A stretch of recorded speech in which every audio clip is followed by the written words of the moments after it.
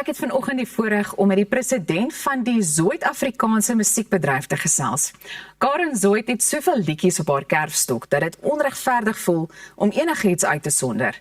Nou, ons leer vanoggend by haar in om so 'n bietjie terug te gaan in tyd, vir 'n oomblik by of in die toekoms stil te staan en om oor haar Zoid psalmproduksie te gesels. President Zoid, goeiemôre, good morning en baie welkom. Goeiemôre, baie dankie vir die chat.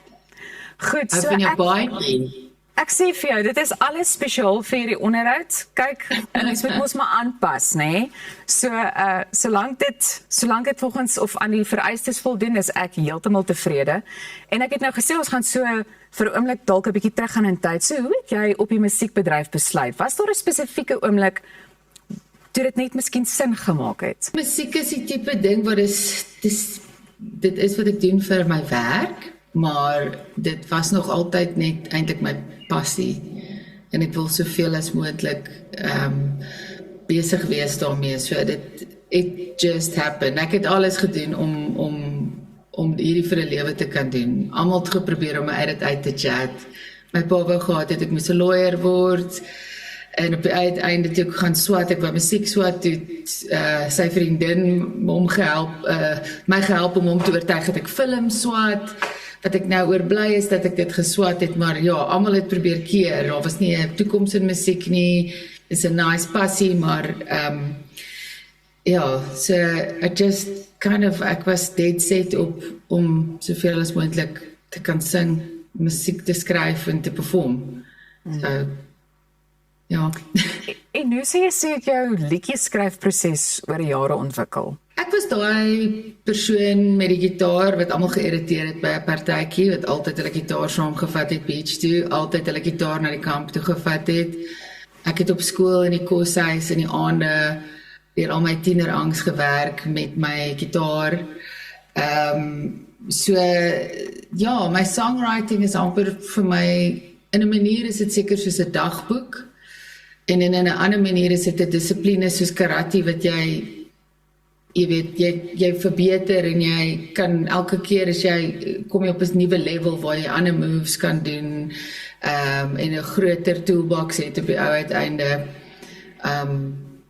As ek dit so kan verduidelik, ek weet nie wat 'n goeie verduideliking is nie. Ja, nee, dit maak heeltemal sin, maar ek bedoel daar sal telke male ook na jou as 'n stem van 'n generasie in Suid-Afrika verwys. Wat beteken so iets vir jou? Wel, om 'n stem te kan hê, dink ek is elke vrou se grootste begeerte. So daarvoor is ek dankbaar. Baie keer is dit 'n bietjie van 'n target op jou rug as mense jou op die podium sit vir iets. So soort van nice, soort van crap, ek weet nie.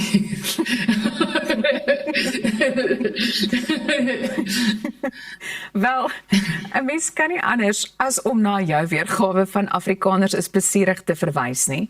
Ek weet nie of ek hierdie nou moet verklap nie, maar ek onthou hoe cool ek altyd destyds met my CD Walkman en 'n pink sonbril gevoel het wanneer ek daarna luister. Hoe sou jy die impak van Suid-Afrika se sosiale en dalk ook politieke klimaat op jou musiek oor die algemeen beskryf? Met die liedjies soos Afrikaners is plesierig, was ek gelukkig dat dit het my ek het amper geëien wat elke jong musikant probeer weghardloop van die feit dat hulle groot geword het in Parkes of kom van Kulini of kom van Soweto, en ek het soort van vroeg besef, ek is 'n wit Afrikaanse vrou in Suid-Afrika, en I've got to own it. En daai liedjie, ek het nie gedink dit sou kontroversieel wees toe ek dit gemaak het nie. Dit was nie die rede hoekom ek dit gemaak het nie. Ek het dit letterlik geskryf vir my ex se ouers wat altyd gemaak het of hulle van my hou vals by die tafel op 'n Sondagmiddag.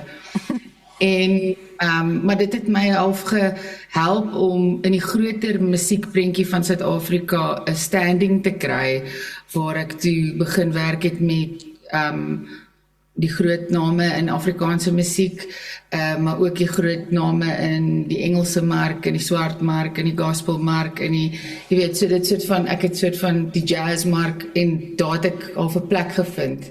En dit is eintlik maar wat musikante is. Ons is die mense wat almal bymekaar bring.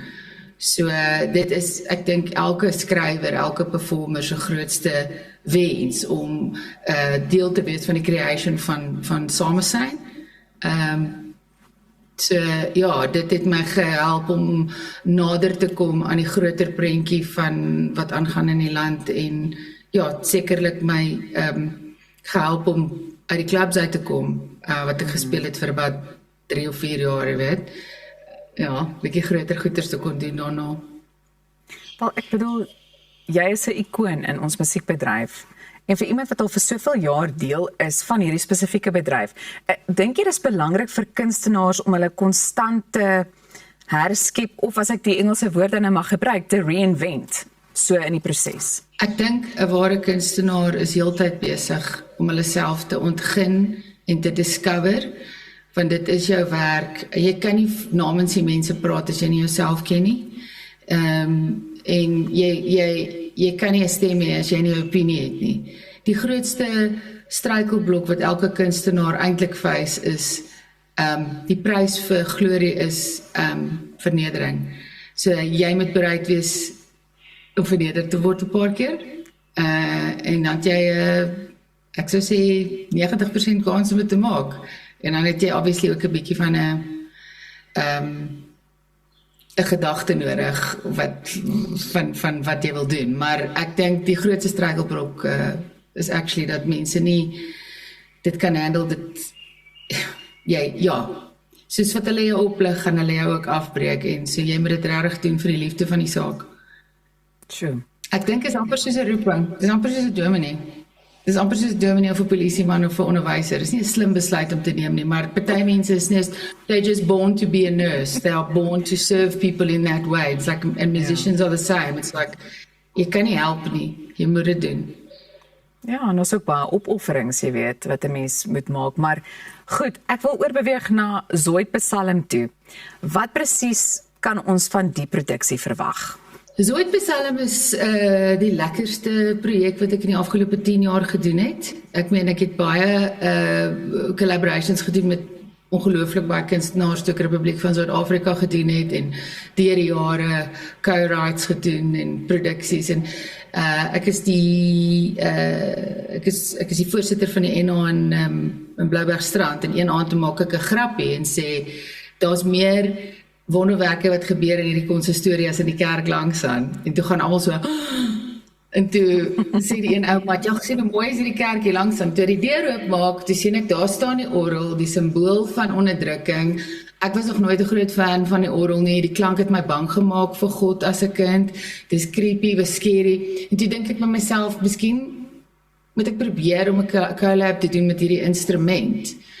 En dit is waar Zoid Psalm gebore was. So dit is 'n, en ja, spoiler alert, ek is nou mal oor orgel musiek. Maar so dis wat die beginpunt is. So dis 'n show wat ons doen binne in die milieu van 'n kerk, met 'n regte kerkorgel en 'n regte NG Kerk orgelis, wat sy naam Salome van Wyk is. Sy is 60 jaar oud, dis die eerste keer in haar lewe wat sy toer, dis die eerste keer in haar lewe dat sy rock speel. Sy het 'n klassieke agtergrond, ongelooflike speler, haar hele lewe die dienste gedoen, en dis die eerste keer in haar lewe wat mense dan ook vir haar applaus gee nadat sy gespeel het.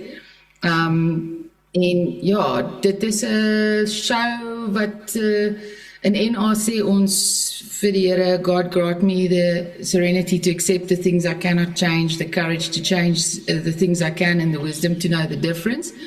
En so Zoid Psalm is tot 'n groot mate ook 'n definitiewe dankie aan die Almagtige vir alles wat hy is. Maar dit include stukkies van Afrikaanse psalms, snaakse stories van die orgel, my musiek, klassieke stukke, rockmusiek. Ek wil nie alles sê nie, ek wil hê mense moet kom kyk, maar ja, dis die soort van overview. Wel, ek dink ons is baie nuuskierig, en ek dink dit is 'n baie unieke konsep. Is daar nog kaartjies beskikbaar, en indien wel, waar kan ons meer inligting in die hande kry? Ons toer op die oomblik, so ons is hierdie naweek in Pretoria, ek weet Vrydag en Saterdag is uitverkoop. Ek dink ons nog 'n paar oor vir openingsaand, donderdag aand. Dan is ons op pad Parel toe, die week daarna. Ons gaan Rustenburg toe, ons gaan Knysna toe. Ons was reeds in Franschhoek en in Northcliffe. In toevallig die kerk waar Beyers nie sy toe gaan neergelê het al die jare gelede. So we are touring the show en ja, kyk op my website, kyk op my socials en kom kyk.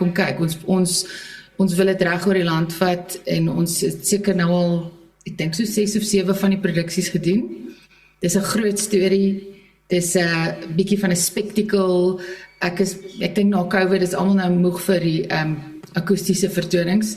So ja, dis 'n lekker groot show. Ons omskep die teater, die kerk in 'n teater. Jy weet, dis 2 sets, daar's 'n intermission, daar's 'n bietjie wyn en koffie en water in die breek. So dis regtig great want ons vat dit oor die land en ons bring al die gemeenskappe bymekaar. Jy weet, een aand kan die hele dorp kom, al is jy nie 'n kerkmens nie, jy kan kom na hierdie show. Wel, ons sal beslis kom inloer. Nou, net voordat ons afsluit, wil ek sê, ek het so 'n voeltjie oorvlei dat jou Republiek se kabinet dalk so effens ontbind het, maar ons gaan nie nou te veel daarop uitbrei nie. Al wat ek wil weet is, mag ek nou maar die nie amptelike minister van ontbyttelevisie wees? Jy kan, natuurlik kan jy. Baie dankie. Karen, baie dankie vir die voorreg en ons sien werklik uit daarna om te kom kyk wat presies aangaan by hierdie produksie. So, dankie vir jou tyd vanoggend. Jy kan ingeskakel bly, want net hierna kuier ons verder.